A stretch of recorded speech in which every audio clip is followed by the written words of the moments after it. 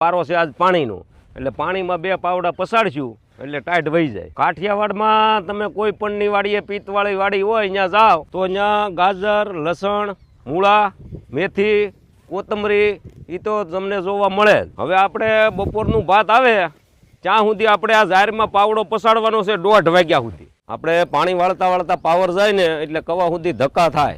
અત્યાર સુધી 3 ઝટકા માર્યા છે. આપણે જુવાન બપોરનું ભાત લઈને આવી ગયો છે એટલે જમી લઈએ, જમીન પાછો પાવડો લઈને મંડાઈ જાય.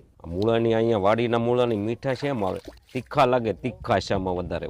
અમારે શિયાળામાં ખેડૂ માણાને ખાવાની આવે મજા, કારણ કે બધી વસ્તુ ઘરની. આ મૂળા ઘરના, ડુંગળી ઘરની, આ હળદર ઘરની ને છાશ દૂધ તો માલ રાખીએ એટલે ઘરનું જ હોય. ઘરની ઘાણી જેવું સારું સિંગ તેલ વાપરીએ છીએ એ તે આપણે યુવારા કંપનીનું. આ યુવારા કંપનીની ઘાણી આપણે હરુભરું મુલાકાત કરી આવ્યા. ત્યાં જઈને મેં જોયું ઘાણીમાંથી સીધી જ આ બોટલ ભરાય છે અને પેકિંગ થાય.